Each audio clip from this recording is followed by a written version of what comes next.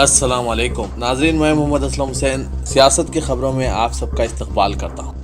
B J پی کے قومی صدر جے پی نڈا نے کہا کہ شہریت ترمیمی قانون یعنی سی اے اے کو وبا کی وجہ سے مؤخر کیا گیا ہے اور کہا کہ اس قانون کو بہت جلد روب عمل لایا جائے گا۔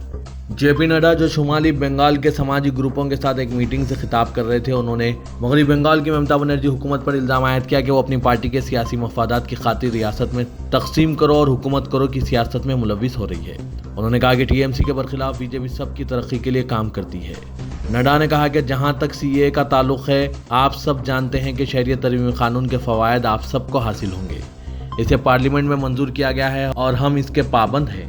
انہوں نے کہا کہ کووڈ-19 کی وجہ سے سی اے کی عمل آوری میں تاخیر ہوئی ہے، لیکن چونکہ صورتحال آہستہ آہستہ بہتر ہو رہی ہے، کام شروع کر دیا گیا ہے۔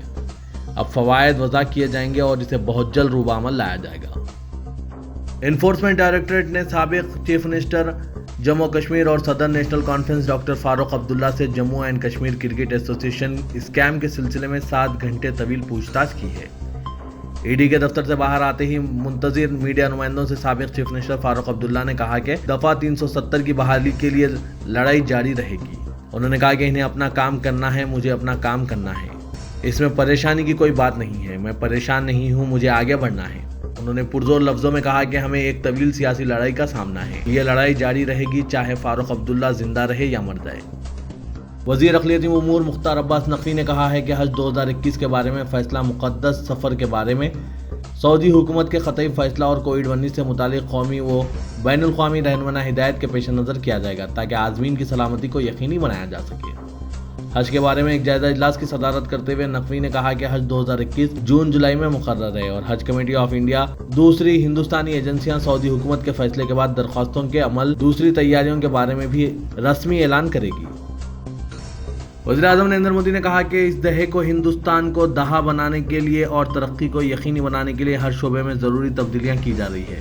انہوں نے یہ بھی کہا کہ ملک کو اعلیٰ تعلیم کا مرکز بنانے اور نوجوانوں میں مسابقتی جذبہ پیدا کرنے کے لیے تمام سطحوں پر کوشش کی جا رہی ہے۔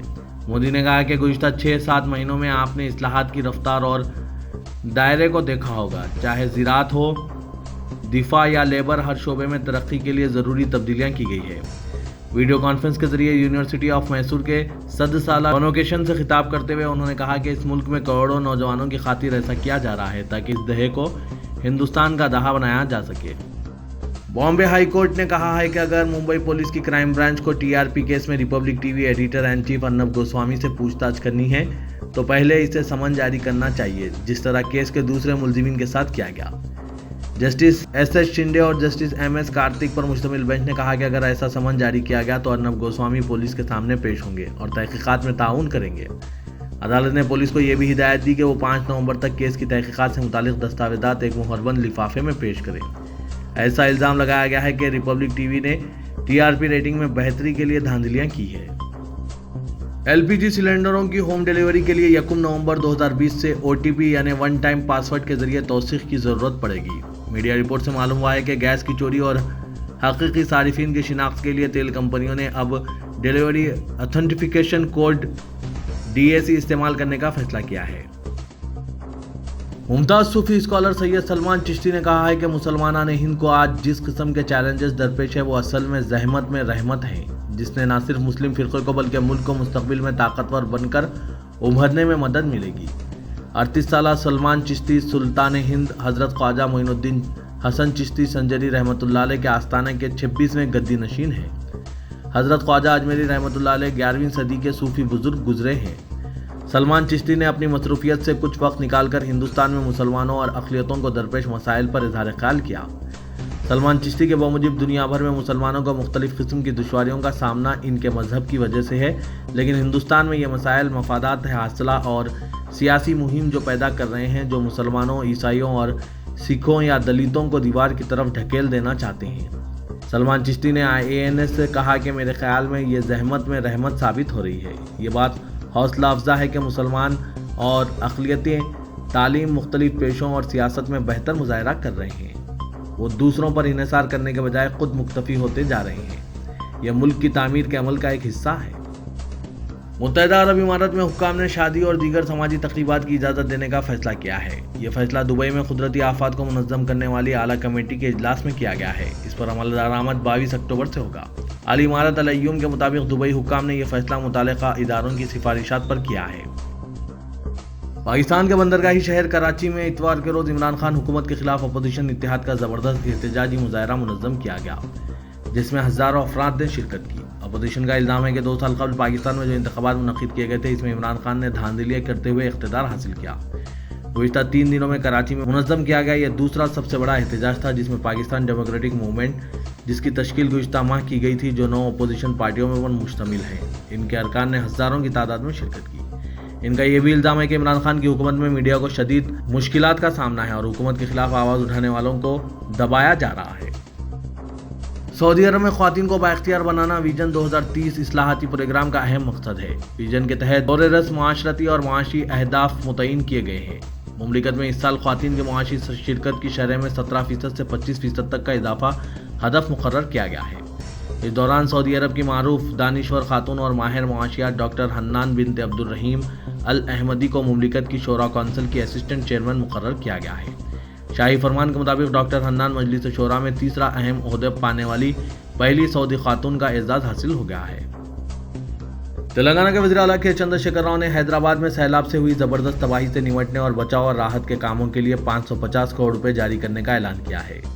چیف منسٹر نے متاثرہ خاندانوں کے لیے بھی امدادی پیکج کا اعلان کیا اور کہا کہ منگل کی صبح سے متاثرین میں امداد کی تقسیم کا آغاز ہو چکا ہے۔ چیف منسٹر نے کہا کہ حیدرآباد کے نشیبی علاقوں میں بسنے والے افراد جو شدید بارش اور سیلاب کے سبب مشکلات سے دوچار ہیں، ان کی ہر ممکن مدد کی جا رہی ہے۔ انہوں نے کہا کہ شدید بارش اور سیلاب کے سبب زیر آب آنے والے مکانات کے مکینوں کو کئی ایک مشکلات کا سامنا کرنا پڑ رہا ہے۔ اشیاء ضروریہ بشمول چاول، دال اور دیگر غذائی اجناس پانی میں بہہ گئے ہیں۔ چیف منسٹر نے ہنگامی امداد کے طور پر متاثرہ خاندانوں کو 10,000 روپے نقد رقم کا اعلان کیا ہے۔ یہ مالی امداد منگل کی صبح سے تقسیم کی جا رہی ہے۔ ہنگامی امداد کا مقصد پانی میں گھرے ہوئے متاثرہ خاندانوں کو روزمرہ کی ضروری اشیاء کے حصول میں مدد کرنا ہے۔ چیف منسٹر نے اعلان کیا کہ بارش اور سیلاب سے مکانات کی مکمل تباہ ہونے پر 1 لاکھ روپے، جبکہ مکانات کو جزوی نقصان پر 50,000 روپے امداد دی جائے گی۔ انہوں نے عہدیداروں کو تمام سڑکوں کی تعمیر اور دیگر انفراسٹرکچر کی جنگی خطوط پر مرمت اور بحالی کی ہدایت دی تاکہ عام زندگی جلد سے جلد معمول پر آ سکے۔ انہوں نے متاثرین کی امداد کے لیے محکمہ بلدی نظم و نسق کو فوری طور پر 550 کروڑ کی اجرائی کا اعلان کیا۔ تلنگانہ حکومت نے انجینئرنگ کالجز میں نئے انڈر گریجویٹ کورسز کی اجازت دی ہے۔ جواہر لال نہرو ٹیکنالوجیکل یونیورسٹی حیدرآباد کو نئے انڈر گریجویٹ کورسز کے لیے انجینئرنگ کالجز کو مسلمہ قرار دینے کی ہدایت دی گئی ہے۔ حکومت نے artificial intelligence, machine training, data sciences, internet of things, cyber security اور دیگر کورسز میں 18,210 زائد نشستوں کی منظوری دی ہے۔ تعلیمی سال 2020-21 میں 38 کروڑ 85 لاکھ کی گنجائش فراہم کی گئی ہے۔ All India council for mechanical education کی منظوری کے بعد حکومت نے JNTU کو نئے کورسز کی اجازت دی ہے۔ گزشتہ 10 سالوں میں حیدرآباد نے موسلادھار بارش کے تمام ریکارڈ توڑ دیے ہیں۔ موسمی پیش قیاسی کرنے والے ایک خانگی ادارے نے اپنی رپورٹ میں بتایا کہ اکتوبر میں حیدرآباد بارش کے اعتبار سے انتہائی شدید متاثرہ شہر رہا ہے۔ ملک بھر میں سب سے زیادہ بارش حیدرآباد میں ریکارڈ ہوئی ہے۔ ریاستی وزراء اور TRS کے عوامی منتخب نمائندوں نے شہر میں بارش و سیلاب کی راحت کاری کے لیے چیف منسٹر KCR کی جانب سے 550 کروڑ روپے جاری کرنے کا خیر مقدم کیا اور 20 اکتوبر سے ہی متاثرین کو راحت فراہم کرنے کا اعلان کیا۔ تلنگانہ بھون میں پریس کانفرنس سے خطاب کرتے ہوئے T سرینواس یادو، محمد محمود علی، ملا ریڈی، میئر بی رام موہن، ارکان assembly D Nagender, M Gopinath و دیگر قائدین نے یہ بات بتائی۔ وزیر اینیمل ہسبینڈری سرینواس یادو نے کہا کہ تالابوں، نالوں اور پارکس پر قبضوں کی وجہ سے یہ صورتحال پیدا ہوئی ہے۔ متحدہ آندھرا پردیش حکومتوں میں ناجائز قبضے ہوئے ہیں۔ ان قبضوں کے لیے کانگریس اور تلگو دیشم کی حکومتیں ذمہ دار ہیں۔ اب ان لاکھوں قبضوں کو برخاست کرنا ممکن نہیں ہے۔ حیدرآباد میں 112 سال بعد اتنی بارش ہوئی ہے، جس کی وجہ سے کئی بستیوں اور کالونیوں میں پانی داخل ہو گیا۔ حکومت کی جانب سے جنگی خطوط پر راحت کے اقدامات کیے جا رہے ہیں۔ حیدرآباد اور بعض اضلاع میں سیلاب سے تباہی پر دکھ کا اظہار کرتے ہوئے چیف منسٹر تمل ناڈو کے پلانی سوامی نے چیف منسٹر ریلیف فنڈ میں 10 کروڑ روپے عطیہ کا اعلان کیا ہے۔ انہوں نے متاثرین کی مدد کے لیے ریلیف کے طور پر بلینکٹس اور میٹس روانہ کرنے کا فیصلہ کیا ہے۔ پلانی سوامی نے چیف منسٹر چندر شیکھر راؤ کو مکتوب روانہ کر کے فیصلے سے واقف کرایا۔ وزیر تعلیم سبیتا اندرا ریڈی نے کہا کہ حالیہ بارش و سیلاب سے جن طلباء کے اسنادات ضائع ہوئے ہیں، انہیں نئے سرٹیفکیٹ جاری کیے جائیں گے۔ طلباء کو اس سلسلے میں پریشان ہونے کی ضرورت نہیں ہے۔ انہوں نے تیقن دیا کہ بارش اور سیلاب سے جن مکانات میں پانی داخل ہوا ہے اور جس سے اسنادات ناکارہ ہو گئے ہیں، انہیں حالات معمول پر آنے کے بعد نئے اسنادات جاری کیے جائیں گے۔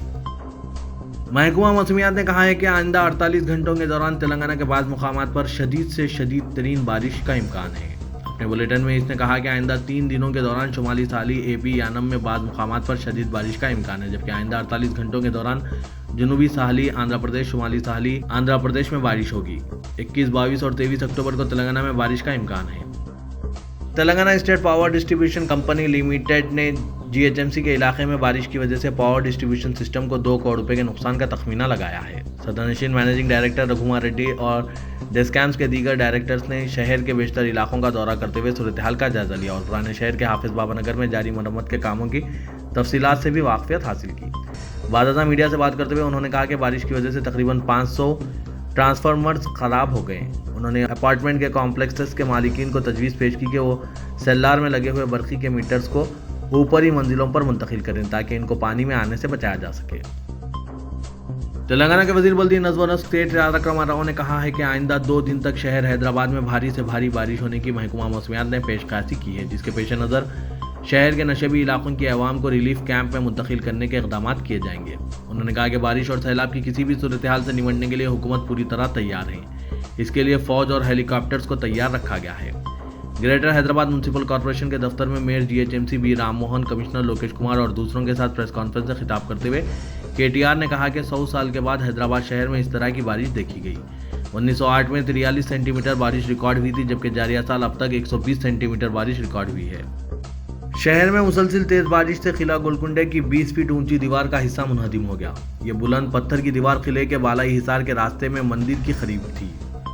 چند دن قبل بھی نئے قلعے میں برج کی دیوار منہدم ہو گئی تھی۔ اس برج پر توپ نصب کیا گیا تھا۔ اس واقعے میں کوئی زخمی نہیں ہوا۔